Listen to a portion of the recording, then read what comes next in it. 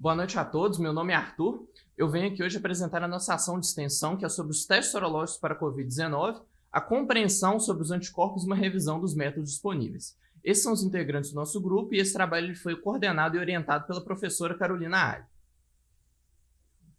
Nossa ação foi dividida em duas fases, sendo que a segunda fase ela ainda está em andamento.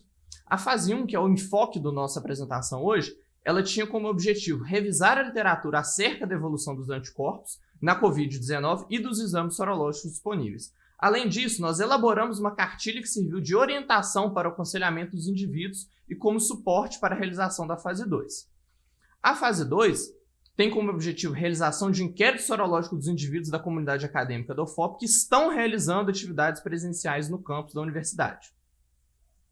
Os testes sorológicos eles fazem a pesquisa de anticorpos, entre eles o IgM e o IgG, que ficaram tão famosos recentemente, e eles estão amplamente disponíveis para o auxílio ao diagnóstico de outras doenças pela sua fácil execução, rápida resultado e não necessidade de uma estrutura laboratorial para serem realizados. Nós fizemos uma revisão narrativa da literatura científica e de outros materiais, como por exemplo os relatórios e bulas de fabricantes desses testes, de forma a trazer informações-chave que fossem fundamentais para a interpretação do resultado desses testes. Dessa maneira, a sensibilidade desses testes variou de 70% a 100% e a especificidade de 96% a 99,7%. Esse primeiro gráfico ele mostra para a gente que o IgG ele positiva concomitantemente com o IgM. Claro que nós vamos respeitar a escala desse gráfico, que mostra que o IgM ele não aumenta tanto quanto o IgG. Talvez seja por isso que a identificação do IgG pelos testes seja mais fácil e mais óbvia. Esse outro trabalho ele mostra que o IgM ele nem sempre é positivo. Se a gente pegar na faixa dos 11 aos 15 dias, nós vamos observar que nesse trabalho 100% dos indivíduos já apresentavam o IgG positivo, apesar de que nessa mesma fase somente 50% tinham o IgM positivo. Apesar disso, quando o IgM está presente, ele pode ficar presente por até 30 dias. Esse outro trabalho publicado na revista Nature, além de mostrar para a gente que o IgM e o IgG eles positivam concomitantemente, ele mostra para a gente que se eu fizer a pesquisa combinada do IgM e do IgG, que está representado nessa faixa amarela, eu aumento a sensibilidade global do meu teste. Dessa maneira, vale ressaltar dois pontos muito importantes. O primeiro deles é de que a visão clássica de que o IgM e o IgG de outras doenças ela não é válida para a Covid-19. Isso porque o IgG ele pode ser detectado simultaneamente ou até mesmo antes do IgM. Além disso, o IgM ele nem sempre é detectável, podendo permanecer detectável por até 30 dias.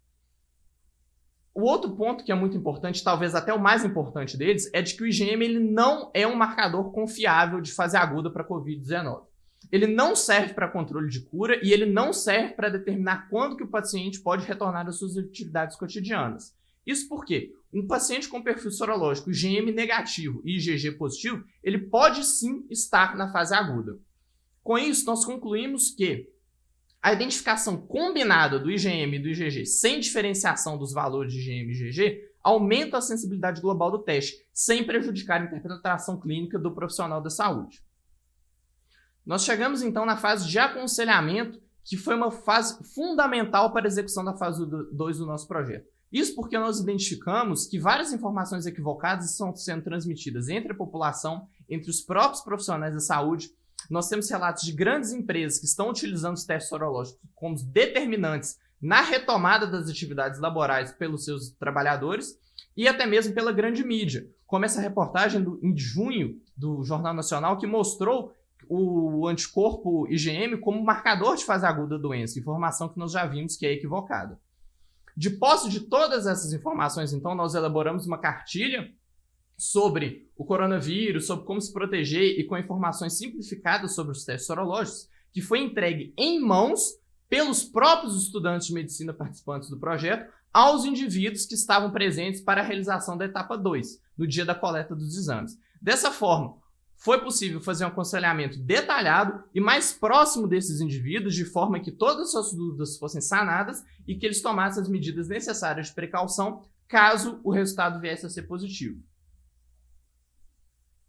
Como eu disse anteriormente, a fase 2 do nosso projeto ainda está em andamento, os dados eles já foram coletados, mas eles ainda estão em processamento e vão ser apresentados à comunidade acadêmica futuramente, mas nós já temos alguns dados preliminares que podem ser apresentados. Dos 519 indivíduos que responderam ao nosso questionário, 44% são funcionários de empresa terceirizada. A outra grande fatia são dos alunos de pós-graduação. Grande parte dessas pessoas que está realizando atividades presencialmente na UFOP vai com carro próprio até o campus. Apesar disso, uma parcela significativa de 30% se desloca de ônibus até a universidade.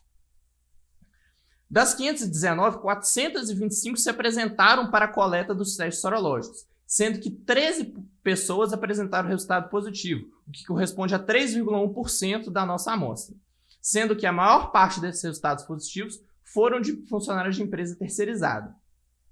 Eu gostaria de terminar essa apresentação expressando nosso agradecimento à Universidade Federal de Ouro Preto e ao Laboratório Piloto de Análises Clínicas da Faculdade de Farmácia, que nos forneceu estrutura laboratorial para a realização de todos esses testes. Muito bom dia e obrigado a todos.